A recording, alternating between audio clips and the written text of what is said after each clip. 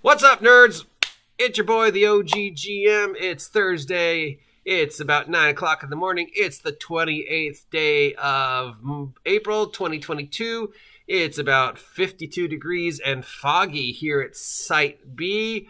Was watching some baseball last night. Did you know the Tampa Bay farm team was called the Biscuits? I discovered them last night because there's some weird baseball in the higher channels. And I was like, what? There's a team called the Biscuits? Wow, that must be, I think that may be my new favorite team that's not the Cubs or the Dodgers. I want to vote for a team called the Biscuits. Let's go Biscuits. You don't care because we're talking about this today. And yes, there's a sticker on it because if you've been following me long enough, you know I put stickers on all my role-playing games so I know which ones are mine and nobody goes, oh, you stole my book. Yes, I'm for. I like stickers. Okay, so this is the Valiant Universe role-playing game. I picked this up at Cess Games and Anime during the going out of business sale, 75% off, because it had been sitting on the shelf since 2014 for $40. Now, in 2014, maybe a role-playing game based upon a very obscure comic book might have been worth $40. I don't know. I mean, the system would have to be good, and basically you're just paying for the art and the characters. Valiant Universe, anyone? Bloodshot, that movie that Vin Diesel did to try and start a superhero thing? Yeah, we remember that. Archer and Armstrong, anyone? Quantum and Woody, Shadow Man, Ninjak, Exo, Man of War, anybody know these titles? I mean, they're not that obscure, but definitely not DC or Marvel. So, yeah, they made their own role-playing game set in their universe. Kind of like this. And I guess they're relying on the characters' popularity to carry the game. Now, as a guide to the Valiant universe, this is amazing. If you ever wanted to know anything about the Valiant comic book universe, this book is pretty much anything you would ever want to know. We got character dossiers, we got world history, we got world building, we know everything about the world and stuff like that. Yeah, so world building wise and information wise, if you just want to like one of those guides to a world, guides to characters, guides to stuff, yeah. But the actual system, well, first it's in the middle of the game book, which is a horrible place to put it. You either put your lore before the rules or your lore after the rules. You don't put your lore and then put the rules in the middle. So lore, rules doesn't work.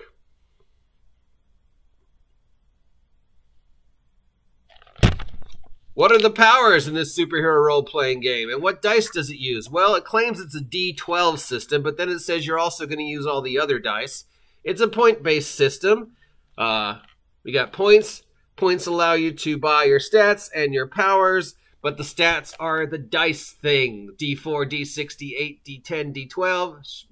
Very much reminiscent of Savage Worlds. In fact, this could have just been a source book for Savage Worlds or, you know, whatever. But I guess they kind of went for their own system, which is vaguely influenced by Savage Worlds. Let's look at the powers section because, you know, the main thing about a superhero role-playing game is what are the powers. So, yeah. Oh, it's got safety tools. So this is back from 2014, and it had safety tools. Where are the powers? Still looking.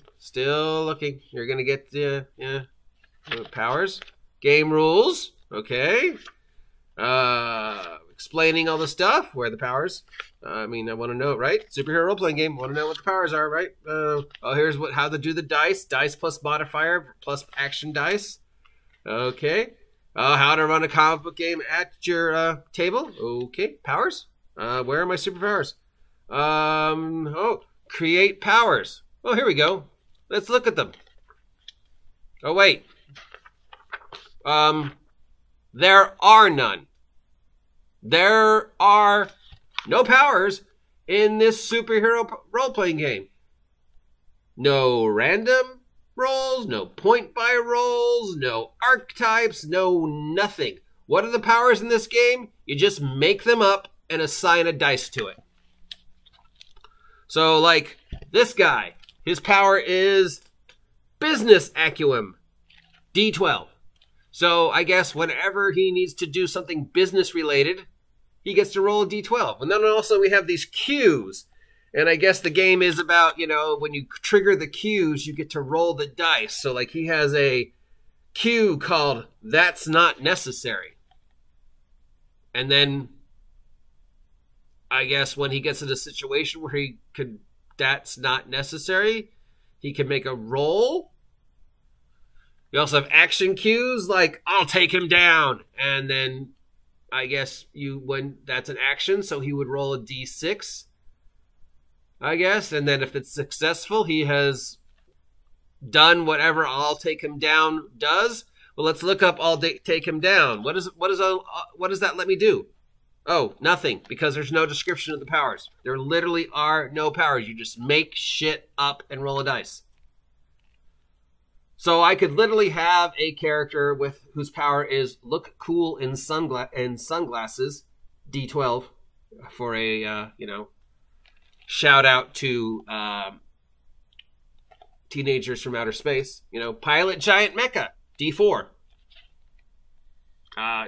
Shoot gun, one bullet left, D6. I mean, I don't know if just making shit up is a good, and then adding a dice is a good thing or a bad thing. How fast can I fly? Can I use my flame powers to cook a turkey? Roll dice. Is this a good idea? Or a really horrible idea? I'm not sure.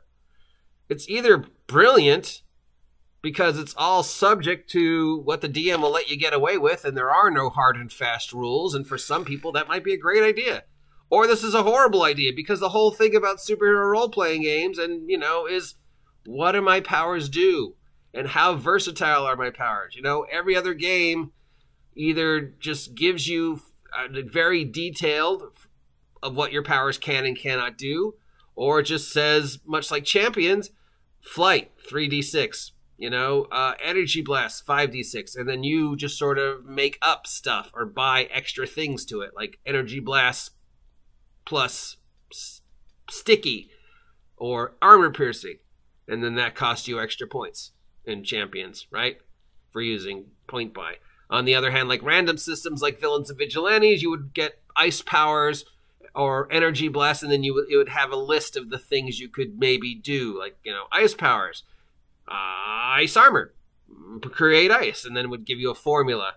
This, nothing, just what is my power? What power? How I get 3 powers, and I can just make up any 3 powers? Okay, what if I just make up a ridiculous power, like, ultra reality? I get to do whatever I want. Call daddy. I don't know. There's a lot of potential just ridiculousness you could do with this. Then it's all about what you and the DM would work out for what you can and cannot do, and then the player trying to get away with shit based upon the vagueness of their powers. What's the power? Shield. Oh, I've got a shield. So every time I want to use my shield, I roll a D something, and if I'm successful, the shield works. And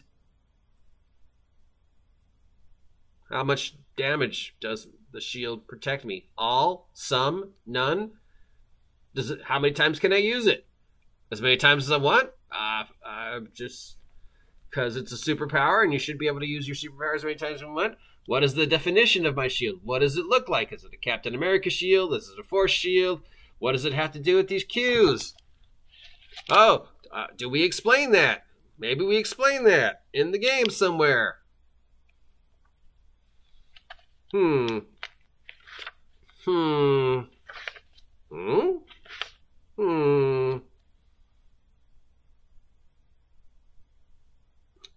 Create cues. As noted under cues, page 45.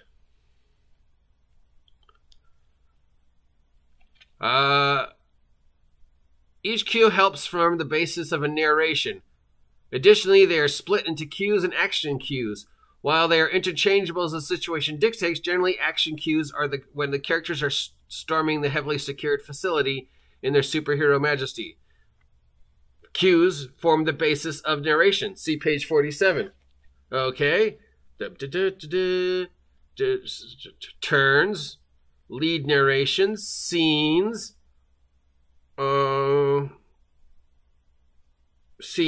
event brief, cues,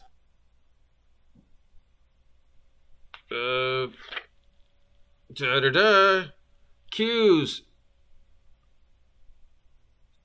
Player draws a blank or wants to make sure he's staying on topic, he can take a look at the list of cues and choose the appropriate one to base a narration around.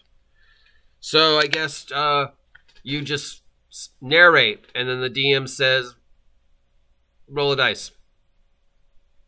I'm going to use my cue, I'm fucking rich, to bribe this guard to go away.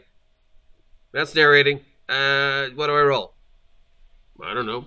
It's, I guess, what's the dice next to your cue? Oh, there are none. Here's Woody. I'm going to use my cue. I'm going to pretend this never happened. So the building blowing up behind me, that wasn't me. All right, great. I guess this means you get to like narrate some of the story. Is this like an X card? If you're gonna, you saw it. You saw me looking for the description of what you could do with the cue, and literally just says narrate. Again, this is either brilliant or awful. I mean, especially when we're dealing with a genre like comic book role-playing games, you're going to be like, okay, hey, it's a comic book. How much can I get away with? What can and can't I do with my energy control and my ice powers and my stretching?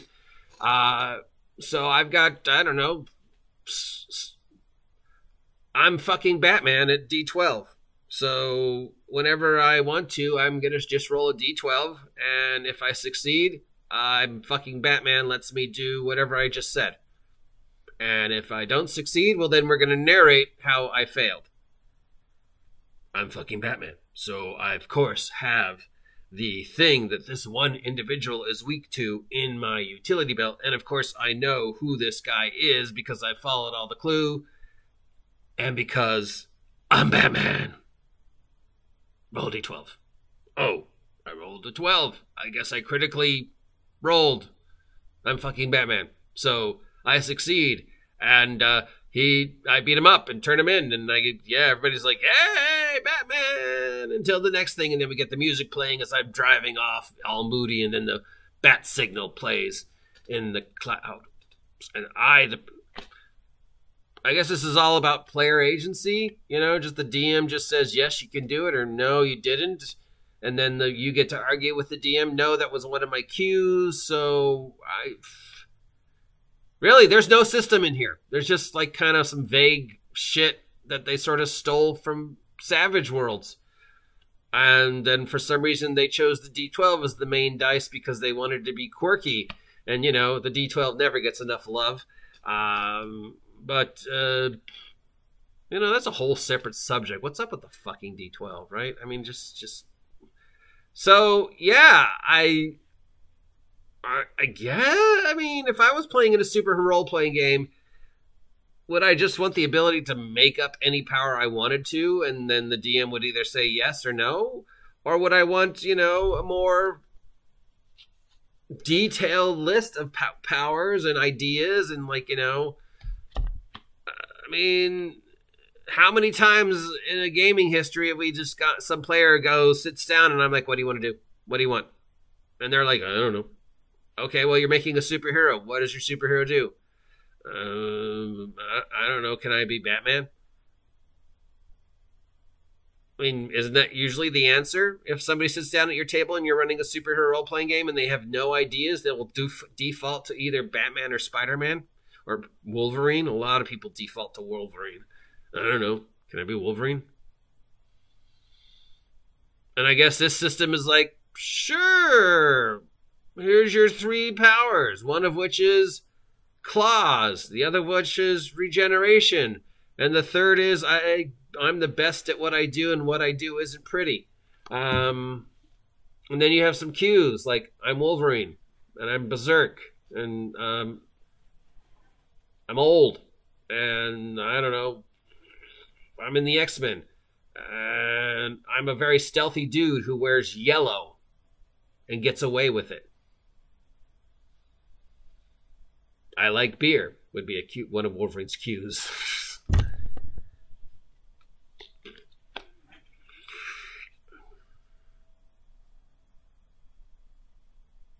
So yeah, if you want a guide to the Valiant universe, and if you've ever wanted to know anything about the Valiant universe and the characters in the Valiant universe, this is a great read about the Valiant universe. If you're looking for a superhero system that lets you play the Valiant universe, well, I mean, this could be a really good system if you're just up to a system where you and your players just make everything up and there is no actual rules other than roll a dice and roll another dice and maybe you succeed. What do you think? Is this brilliant? Or is this a waste of paper? I mean, it was sitting on the shelf for almost 10 years, since 2014. So 15, 16, 17, 18, 19, 20, 21, 22. That's what, oh, that's 8 years. 8 years this was sitting on a shelf, and the only person who has ever opened it and touched it is me. And for 8 years, I was like, I'll buy it when it's on sale, Seth. And then finally, 75% off of $40, I picked it up. And I'm like, yeah, another superhero system. Let's go. Where's the rules? These are the rules? This doesn't tell me anything. What can I do with this? How fast can I fly? How many people can I entangle with my entangle? I don't know.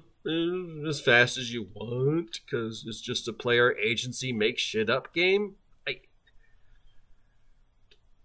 I mean, I like make shit up as much as anybody, as long as there's, you know, some guidelines, like ice powers. I like to, what can't I do with my ice powers? Make shit up. Can I use my ice powers to make all the drinks in the bar colder? That's making shit up. There's no actual rule for that unless you go to Heroes Unlimited, right? Can I use my ice powers to troll my neighbor and every night put a snowman on his lawn so that when he wakes up in the morning, there's a snowman even though it's 80 degrees just because I want to fuck with him? Sure, your ice powers let you create this much ice and the ice lasts for this long, so... yeah, here's, other than that, you're just, you know, using your ice powers to make a snowman, which is within the parameters of ice powers. So, sure, if you want to troll your neighbor with a snowman every morning, then yeah, I would say that's within the parameters of the ice powers because this is how much ice you can make, this is how long it lasts, blah, blah, blah, blah, blah. See, that's the kind of make shit up you should have, especially in a superhero role-playing game. Well, in any game where there's magic powers, right? You have a general definition of what the power can and cannot do, and then there's your wiggle room, like making a snowman, or cooling the drinks, or using your flame powers to cook a turkey, or other things, you know. Can I gift wrap all my presents for Christmas in my webbing? You know, those are the kind of questions players ask in a superhero role-playing game. And if there's parameters, whether it's the simple parameters presented in like games and Villains and Vigilantes, or just, you know, even more simple like games with champions that just say ice powers 3d6 and then the other things you've popped for your eye powers, there's still some general rule. This just makes shit up. I don't know. Can you cool all the drinks? Is that one of your cues? No. Roll a d12. How much ice can I create? There's no actual formula, so... I've talked about this game for 20 minutes. I don't know why. It just sort of hurts my brain. But yeah, again, if you wanted a guide to the Valiant universe, and you could find this for like, what did I pay for it? Like $3? Sure. If you're looking for a superhero system, no. If you appreciate this content, let me know. If you don't appreciate this content, let me know. If you think I just wasted 20 minutes of your time talking about this, let me know. If you haven't had a chance to subscribe or support to the OGGMs, please jump on that subscribe button, hit that notification button, like this video, support me through the various ways you can support me, and generally have a great day. Until next time, get off of my superhero, I don't even know.